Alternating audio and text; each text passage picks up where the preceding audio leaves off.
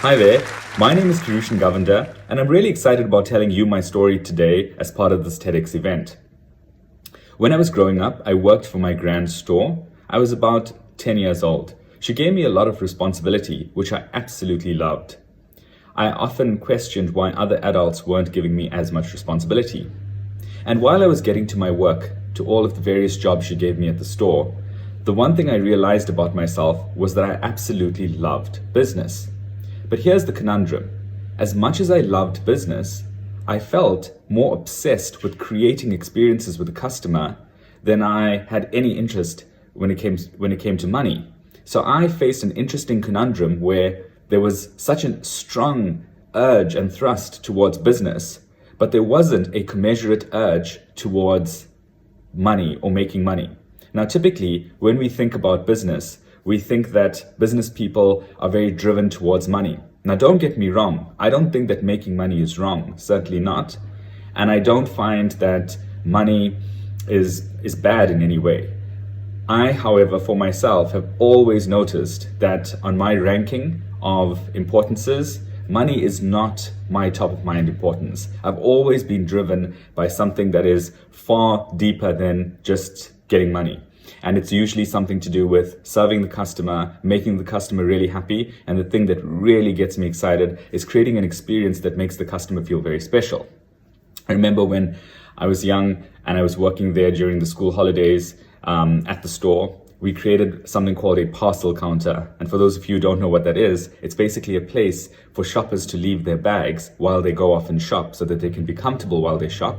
And then they can come back and give you a little ticket and they collect their bags and they're on their way. And it was just a wonderful experience being able to create something that people really enjoyed. In fact, these customers, they enjoyed it so much, I would often have these long lines waiting at my parcel counter to hand over their bags so that they could go off and shop.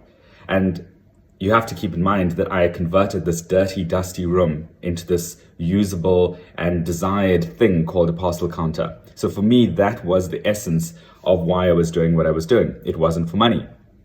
But then this nagging question about the quest for money didn't stop at that point. In fact, it had only but begun. For the last 10 years, I've had the opportunity to travel quite a lot. And during my travels, I've often taken time out to go speak with different groups of people. It would usually be in the format of events and seminars, and I would go and engage with people, different audiences all across the world. And during these engagements, I would use every opportunity I could to ask two simple questions. The first question I would ask is, what circumstances would you say requires some kind of money in order for you to be happy? And then on the converse, my second question would be, under what circumstances would you say that your happiness is entirely independent of money? So those were my two questions. The first one to do with happiness depending on money, and the second one, happiness independent of money. What was interesting is that I tended to get similar answers no matter where I did this seminar anywhere in the world. The answers were very similar. And on the side of dependent on money, we would usually hear things like, I need money for education. Education costs money. I need money for healthcare. Someone in my family is not well, and I do in fact need to take care of them. And if I didn't have money, I would be incredibly unhappy. And then there would be things along the lines of, I'd like to have the freedom of being able to go and have a coffee with a friend whenever I want. I don't want to feel beholden to the fact that I have to wait until a particular time in the month, or I have to say no to a coffee because my bank balance says so. I don't want to be beholden to a bank balance. There was also the factor of luxuries. We all like a little bit of luxuries every now and then, and people would often tell me that they'd like to take a trip abroad, or they'd like to buy a fancy bottle of perfume, or that Ferrari. These are the luxuries that just make life so much more enjoyable.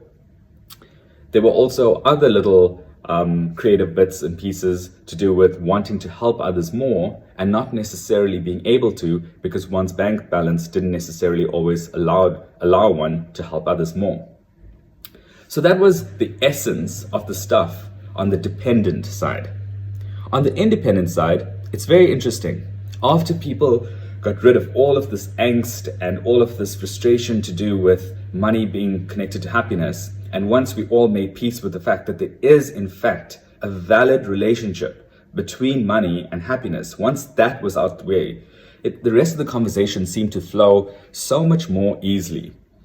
And on the independent side, we'd hear things like, even though I can afford a big education, sometimes, I feel that I'm so much smarter than those people around me, even the people who have lots of money. So in those situations, money is certainly independent of happiness, because one's IQ is very native. It's very unique to the individual. And then there was the factor of healthcare. Sure, healthcare is necessary, but health is as necessary, if not more necessary. It's one's ability to take care of oneself and be healthy and live the healthiest life possible. And then there's the factor of friendship and wanting love around one and being able to create love around one. That doesn't necessarily require money. In fact, when you are hugging someone that you love, and when you're super close to someone and they embrace you, at that moment, you're not really thinking about your bank balance, we hope. And then there's the question of helping. To help another, you don't necessarily have to have a lot of money. People would realize time after time that to help that person cross the street, or to do a little bit of extra, go that extra mile for someone else for no apparent reason, doesn't necessarily cost anything. And in fact, in that moment, when you are helping that person cross the street, the thing that you're feeling is just a desire or an impulse, a native impulse to help. You're not thinking necessarily about anything to do with your own cash or finances at that point.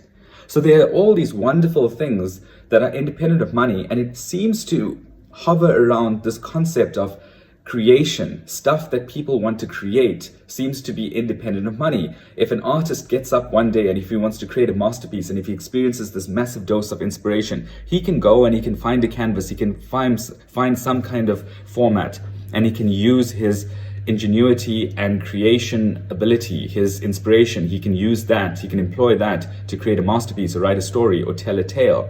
And all of this is very independent of what's sitting in one's bank account. In fact, J.K. Rowling mentioned that the whole concept of Harry Potter came to her at the time when she was incredibly poor. So as we investigate the side of the map that talks about independence of money, some startling things begin to emerge. The most obvious one for me being the fact that when you're looking at the parts of life where our happiness is independent of money, we find that that is the side of the page to do with giving. One is all about giving at that point. One isn't about receiving. Whereas when we look at the other side of the page, that side is all about receiving. So on the one hand, where we look at situations where our happiness is in fact dependent on money, we are receiving stuff from the environment. We're receiving education. We're receiving healthcare. We're receiving aid. Where we are experiencing situations where our happiness is independent of money, at that point we are giving. We are giving our care to others. We are giving our intelligence. It's coming from us into the outside world. We're giving our creativity. We are giving health to ourselves and to another through good choices. It's all emanating from within. So it's a flow of giving outward. So now, if we see that one is about giving and one is about receiving, is there necessarily a right and a wrong? And we all can admit that we live in a world that does seem to want to demonize an appreciation of money. And we do live in a world where there is this notion that if one admits to wanting to make money, there is some negative connotation associated with that. There is a bit of stigma on this thing called money. Well, I've just resolved through my decade of going through this exercise around the world that it isn't about what's right or what's wrong. It's all about sequence. When we look at the correct sequence, and when we truly unpack the flow line, we realize that, in fact, when we are trying to figure this thing out, all we have to do is ensure that we do the giving step first and the receiving step second. And if we can maintain that order of priority mentally, then we're doing okay. Then life is going to get a lot easier. Things are going to work out better. Let's unpack that a little bit more. So in order for us to make any money at all, in other words, to receive something in our direction, we have to be willing to give something first. So sequence counts. What does it mean to give something first? Let's say you're an artist and you get up in the morning and you have an inspiration and you want to create a painting. The correct sequence is you create that painting and you employ all of this wonderful energy that comes from you, that's natively yours, that's your superpower, your ability to create, your ability to imagine, your ability to use a technique, some color, anything that's inherently you. You employ all of these wonderful things that come from within you and you put it outward onto this canvas, and then you are left with this beautiful painting. So there you have a painting, which then goes into the market and gets exchanged for some kind of money or something in return. The correct sequence is for the individual or the artist to focus on the creation of his painting. And the place where the pressure must go is it must go on himself to create a beautiful painting that others will appreciate and enjoy. Now that is the correct sequence. However, that notion is often challenged in our life, and it is often challenged in our society. We are primarily, or we become primarily interested in the money flow.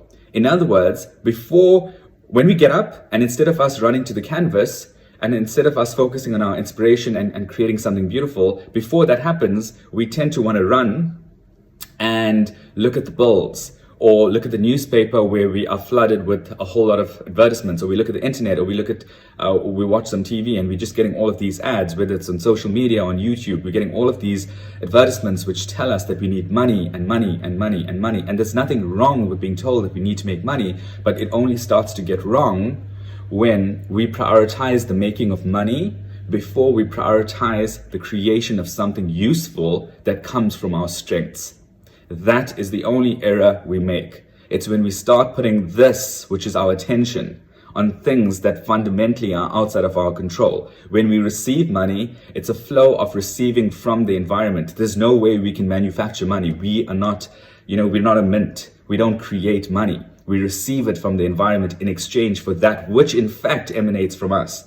So in truth, when we're feeling stress, when we're feeling a pressure to create money or to create a better life, when we're feeling all of those pressures, the correct place to go and focus our attention is on that gorgeous set of strengths that live within us, that beautiful thing that only we can bring to bear upon this planet, and to conjure some kind of goodness from within ourselves, take it into the market and exchange that for money. So the stress and focusing the stress that comes with focusing on money, that kind of stress doesn't empower us. It limits us because it's putting our attention on the one thing that we know we can't control because it emanates from the environment towards us. And the more we focus on that thing, the more we keep our attention on the thing that we can't in fact create, the weaker we become. And that's how you weaken a society. The clue that our society is getting weakened on this point is just look around you and just see how many people are just stressing over money. They're not stressing about the book they can write. They're not stressing about what they can do. They're not stressing about the thing that they can sell. They're not selling about the paint. They're not stressing about the painting that they can sell. They're stressing about money, and that's the biggest indicator that we are in a difficult place, and we need to snap out of this. We need to reorient. We need to accent on ability, not accent on money. And the same could be said for welfare. If we just have a lot of discussion about giving people money for free, then we're teaching society to focus on the receiving flow and not on the giving flow. You see, because this is the greatest trick. The greatest trick is that when you focus on the receiving flow, you become powerless. The environment, the thing that provides the money, that becomes God. So anything that is furnishing money that is outside of your creation, if you're just getting money for free, then that thing becomes a God to you, because at the end of the day, you cannot create something to exchange for money. Money becomes the powerful thing. Whereas if you focus on giving first, and the sequence is create first and then make the money happen on the back of that, then you make yourself powerful, because you are the source point of money. You are the source point of your livelihood, and you're the source point of what you eventually get. When we give people things too easily, don't get me wrong, help is good. And a lot of times we need help and we need to help others. So I'm not discounting the importance of help. However, I am saying that if we go ahead and if we start making people dependent on just unnecessary forms of dishing out cash, and we make people dependent on us, inadvertently we kind of giving that person the idea that, hey, we can create. We can make money, but not you. I believe in me, but I don't believe in you.